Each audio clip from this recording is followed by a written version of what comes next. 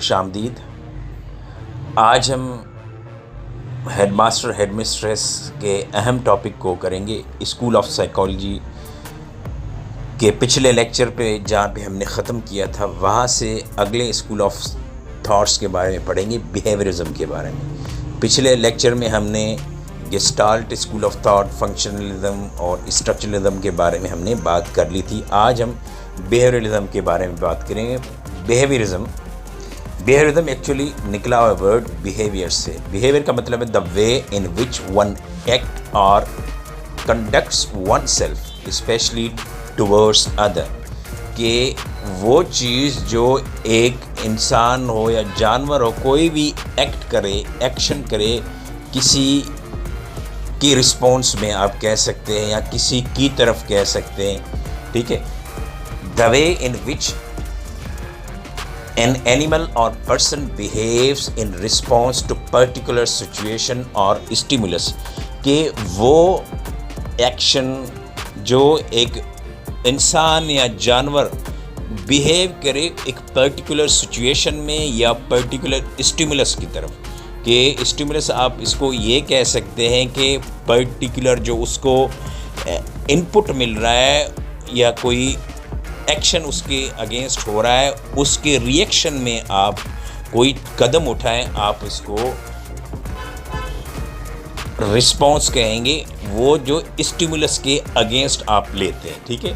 तो उसके ऊपर बात करना आप ये बिहेवियरिज्म आपको बताता है। Behaviourism a systemic approach to understand to behavior of human and other animals।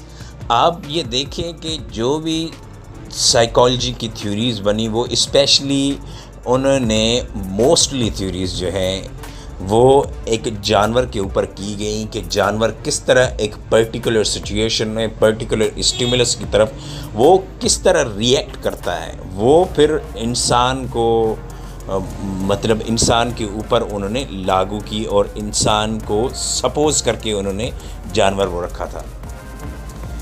In education, we will only concentrate on the observable and measurable behavior। हम सिर्फ वो जो ऑब्जर्व किया जाए, आँखों से देखा जाए, और जो मेयर किया जाए, जिसको अंदाज़ा लगाया जाए किसी साइंटिफिकल वे के थ्रू, चाहे वो क्वेश्चनर है या कोई और इंस्ट्रूमेंट है जिसके थ्रू उसको मेयर किया जाए, हम उसी बिहेवियर के ऊपर बात करते हैं, स्पेशली इन एजुकेशन, जो ऑब्जर्वेबल होगा और मेयरेबल होगा। Behaviourist more focus on the observable and measurable behaviour. Behaviourist believe that behaviour is controlled by environment. ये इनका जो बिहेवियरिस्ट हैं उनका ये बिलीव है कि जो बिहेवियर होता है वो इन्वायरमेंट से उसका लिंक होता है, वेरी स्ट्रॉन्ग लिंक होता है। वो ये समझते हैं कि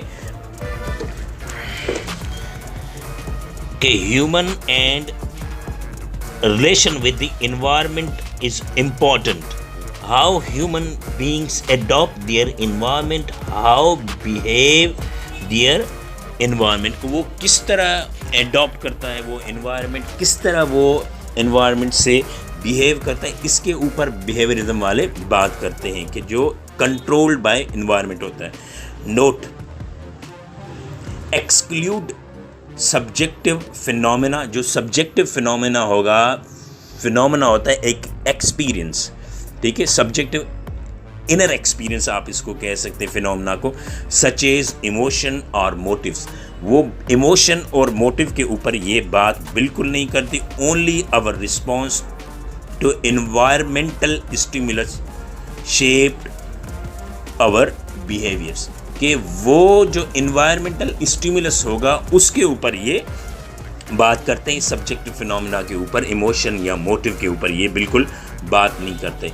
हम अब एक्सपोनेंट्स की बात करते हैं कि उनके जेबी वॉस्टन है, पेवलो है और बीएफ स्कैनर है। ये इसके जो मेन आप इसको बिहेवियरिस्टिक कह सकते हैं, मगर जो इसका फाउंडर है बिहेवियरिज्म का वो जेबी वॉस्टन है। Behaviourism it is a theory of learning based on the idea that all behaviors are acquired through conditioning, के जो behavior है वो एक condition से के बाद एक्वायर किया जाता है। कंडीशन से उसका स्ट्रॉन्ग लिंक होता है कि कौन सी कंडीशन होगी तो कौन सा बिहेवियर होगा, कौन सी कंडीशन होगी तो कौन सा बिहेवियर होगा। हाँ, डिफरेंट कंडीशन में डिफरेंट बिहेवियर आ सकते हैं। आप कंडीशन को यहाँ पे एज ए इन्वायरमेंटल सिचुएशन भी ले सकते हैं, ठीक है।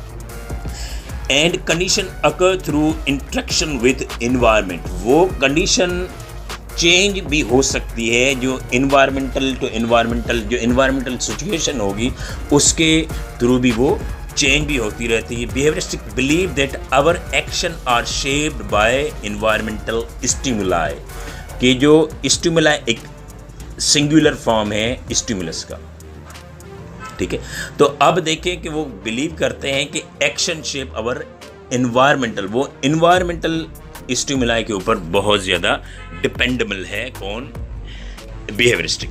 अब हम जानते हैं कि मेजर बिहेवियर की कौन कौन सी टाइप्स हैं, जो बिहेवियर की मेजर टाइप्स जो हैं। अब बिहेवियर की मेजर दो टाइप्स हैं, एक आप कोवर्ट बिहेवियर आप कह सकते हैं और दूसरे को ओवर्ट बिहेवियर कह सकते हैं। जो कोवर्ट बिहेवियर है आप इसको ये भी कह सकते कवर, वो चीज़ जो ढकी हो, जो आपको नज़र ना आए, जो आपको बिल्कुल नज़र ना आए। A type of behaviour that observe by special instrument और टेक्निक, कि जो आपको स्पेशल इंस्ट्रूमेंट के ज़रिए, आप किसी टेक्निक के ज़रिए, जिस तरह वो आप मेजरेबल बिहेवियर बिल्कुल नहीं कह सकते, ईजिली मेजरेबल ये नहीं होता। जैसे जेलसी है, फेयर है, ब्रेवरी है, ये जो चीज़ें हैं ये इसको आप कोवर्ट बिहेवियर कह सकते हैं, जो नज़र नहीं आता, ठीक है। बाकी इसमें आप विगोस्की की इनर स्पीच के बारे में आप कह सकते हैं वो कोवर्ट स्पीच थी। अगर ओवर्ट की बात, it can be observe directly, आप इन्वायरमेंटल के थ्रू आप डायरेक्टली ऑब्जर्व कर सकते हैं, आप खुद महसूस करते हैं। Social speech is a type of overt behaviour, कि आप जो ओपनली बात करते हैं ह्यूमन बीइंग से, वो आप उसको ओवर्ट बिहेवियर कह सकते हैं। आप ओवर्ट बिहेवियर को आप ओपन बिहेवियर भी कह सकते हैं समझने के लिए। अब आते हैं मेन कॉन्सेप्ट समझने की, SOR क्या होता है। SOR होता है और एक कॉन्सेप्ट हुआ SR। अब इन दोनों में क्या फ़र्क है, आइए हम इस पे बात करते हैं। S का मतलब है स्टिमुलाई, O का मतलब है ऑर्गेनिज्म और R का मतलब है रिस्पॉन्स। आप स्टिमुलाई ये समझ सकते हैं किसी को कौन सा इनपुट मिले, किसी शख्स को, किसी जानवर को, किसी इंसान को जो इनपुट मिला। O का मतलब ऑर्गेनिज्म, क्या मतलब है वो प्रोसेस करेगा, ठीक है। और R का मतलब आप ये समझ सकें वो फिर रिस्पॉन्स किस तरह का देगा, जिस तरह का इन्वायरमेंटल स्टिमुलस उसको मिलेगा, फिर वो अपने हिसाब से, अपने एज फैक्टर के हिसाब से आप कह सकते हैं, इंडिविजुअल डिफरेंसेस के हिसाब से आप कह सकते हैं, एकेडमिक बैकग्राउंड के हिसाब से कह सकते हैं, फैमिली के बैकग्राउंड के हिसाब से कह सकते हैं। ये एक इंडिविजुअल वेरिएबल है कि फीमेल उस पर रिएक्शन कौन सा देती है, मेल कौन सा देते हैं, कौन सी एज का बच्चा कौन सा उसको रिएक्शन देगा, किस तरह उसको प्रोसेस करेगा, फिर उस तरह का वो रिस्पॉन्स देगा। Response is a result depending on the species of stimulus, के स्टिमुलस ने क्या उसको इनपुट क्या मिला उसका, फिर उसने एज वाइज जो इंडिविजुअल फैक्टर्स होते हैं उसके वाइज उसने उसको प्रोसेस किया, फिर उसने वो रिस्पॉन्स कौन सा दिया।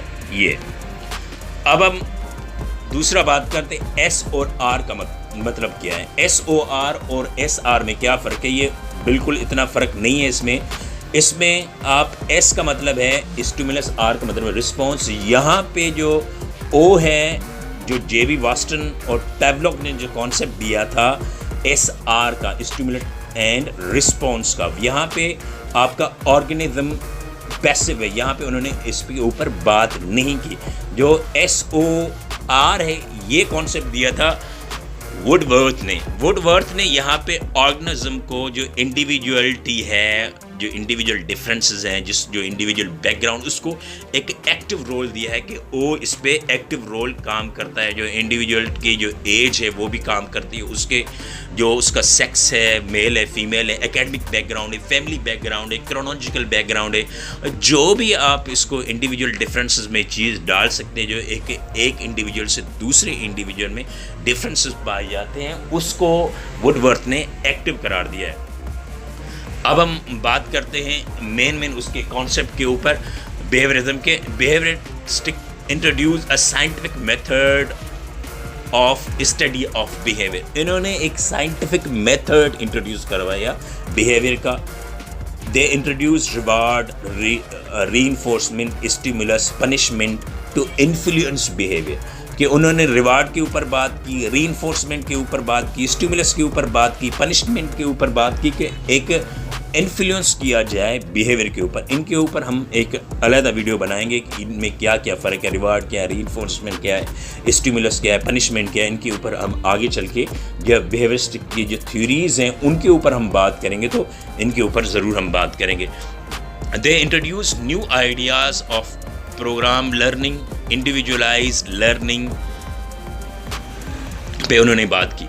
अब जो 2 मेजर थ्योरीज हैं, इन पे नेक्स्ट वीडियो हम इन पे बनाएंगे। जो टू जो मेजर बिहेवियरिज्म की थ्योरीज हैं, classical conditioning and operant conditioning, इनमें क्या फ़र्क है, इनमें कौन कौन सी खूबियाँ हैं, कौन कौन सी खामियाँ हैं, किसके ऊपर कब अप्लाई होती हैं, ये हम आगे चल के इनके ऊपर बात करेंगे। दोस्तों, ये वीडियो कैसी लगी आपने मुझे कमेंट्स बॉक्स में बताया।